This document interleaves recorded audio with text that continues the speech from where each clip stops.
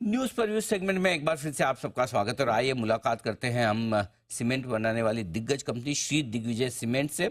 और 26 अप्रैल को शाम को 5 बजे इस कंपनी के आए थे नतीजे। मैं आपके सामने पहले नतीजे रख दूं। आय में 15% की बढ़त दिखी है, 224 करोड़ पर पहुंचा है ये आंकड़ा। कामकाजी मुनाफा 26% बढ़कर 46 करोड़ पर पहुंचा है।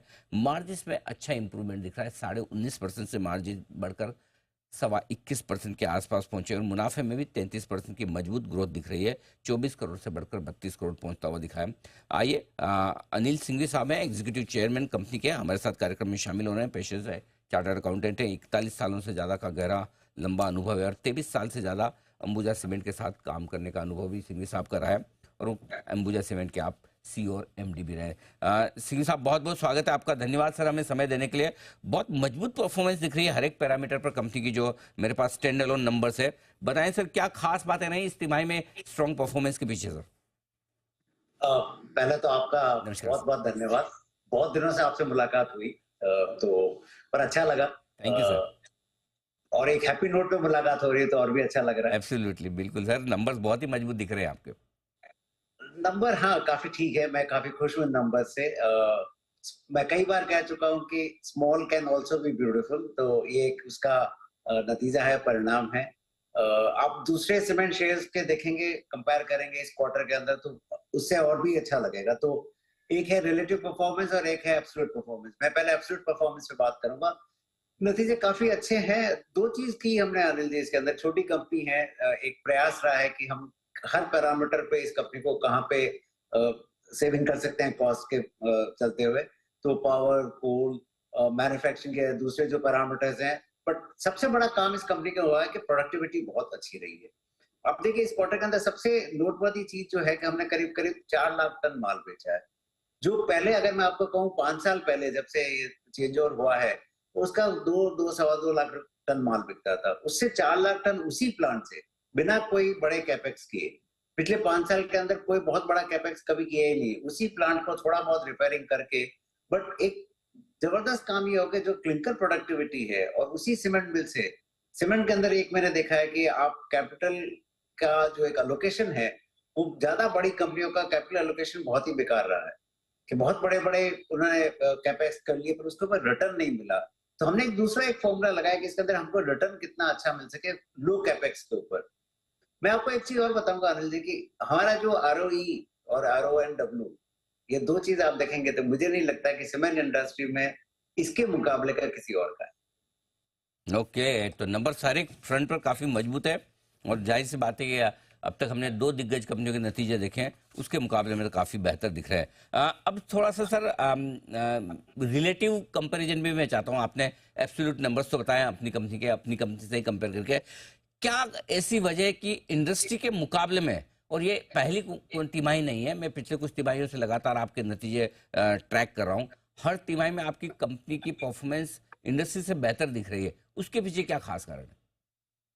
दो काम है अनिल जी। एक तो मैंने आपको बताया कि हाई प्रोडक्टिविटी। आप हमारा कैपेसिटी यूटिलाइजेशन देखेंगे तो इंडस्ट्री के अंदर मुझे नहीं लगता कि किसी और का इस कंपैरिजन में है। और दूसरा इंपॉर्टेंट फैक्टर ये रहा है कि हमने मार्केटिंग के अंदर बहुत बड़े काम किए। तो हमारा जो रेडियस रहा है सेल का, सीमेंट सेल का, वो हमेशा कम रहा है as compare to industry. Industry का नॉर्मल 500 किलोमीटर होता है और हम 250-250 किलोमीटर में माल बेच सकते हैं। तो एक ब्रांड की मजबूती का एक बहुत बड़ा काम किया। एक वो काम किया कि हमें ये नहीं होना चाहिए कि हमने एक प्रोडक्शन डाल दिया, एक कैपेसिटी डाल दी, अब उसको जाके बड़े लंबे सिरे पे माल बेच रहे हैं। Cement is a high volume low value product. तो आप जितना माल इस फैक्ट्री के अगल बगल में बेच सकते हैं और अपने मार्केट शेयर को ग्रो कर सकते हैं आपके अगल बगल में, उसका एक बहुत बड़ा इम्पैक्ट आता है। वो हमने दिग्विजय के अंदर देखा है। और दूसरी चीज मैं आपको एक और बताऊं कि ये कंपनी चूंकि पुरानी है, तो कई बार ये होता है कि आपका एक रवैया हो जाता है कि यार पुरानी कंपनी है, इससे ज्यादा नहीं हो सकता है।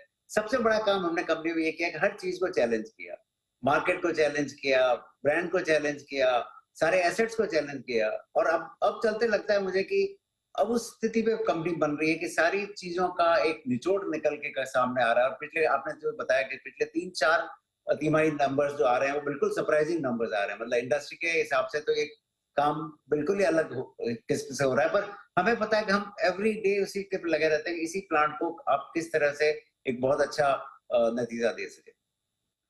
ठीक बात है। अच्छा सर, अब थोड़ा सा वित्त वर्ष 2025 के लिए आपसे गाइडेंस आउटलुक जानना चाहता हूँ। अगला फाइनेंशियल ईयर किस तरह का रह सकता है कंपनी के लिए?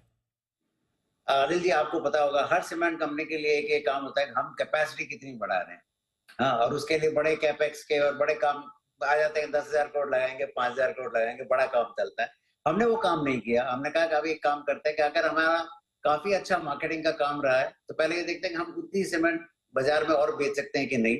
और इसके चलते जो हमने पिछले अक्टूबर में एक अनाउंस किया था, we will increase the capacity from 1.5 million to 3 million tonne. पर उसके लिए हम कोई क्लिंकर नहीं लगा रहे, सिर्फ ग्राइंडिंग कैपेसिटी कर रहे हैं।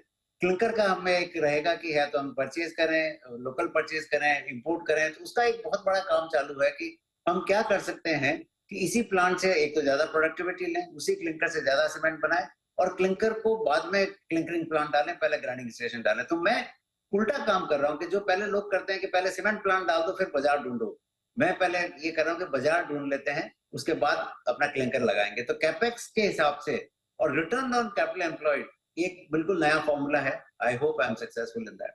बिल्कुल सर, है ही, इसमें कोई डाउट ही नहीं है। यही वजह है कि आप जो एक चार्टर्ड अकाउंटेंट वाली अलग डिग्री होने के बावजूद आपने 23 सालों तक अंबुजा सीमेंट में काम किया और एमडी सीईओ रहे, तो वो अनुभव जाहिर सी बात है श्री दिग्विजय सीमेंट को आपका मिल रहा है। आखिरी सवाल आपका प्राइस और डिमांड के आउटलुक को लेकर है। सीमेंट की डिमांड कैसी है और प्राइस को लेकर आगे किस तरह के इंडिकेशन है सर?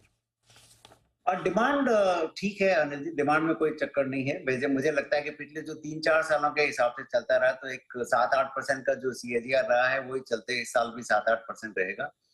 प्राइसिंग थोड़ी सी मार्च और अप्रैल के अंदर थोड़ी सी प्राइसिंग के अंदर कम हुआ है, पर्टिकुलरली साउथ और ईस्ट में। अगर मैं पैन इंडिया बात करूं, वेस्टर्न रीजन फिर भी प्राइसिंग के हिसाब से काफी ठीक रहा है। तो दिग्विजय के लिए प्राइसिंग का कोई ज्यादा चैलेंज नहीं, पर इंडस्ट्री के लिए थोड़ा सा चैलेंज है बिकॉज साउथ और ईस्ट के अंदर प्राइसेस कम हुए हैं थोड़े, तो उनके चलते थोड़ा सा प्रेशर रहेगा।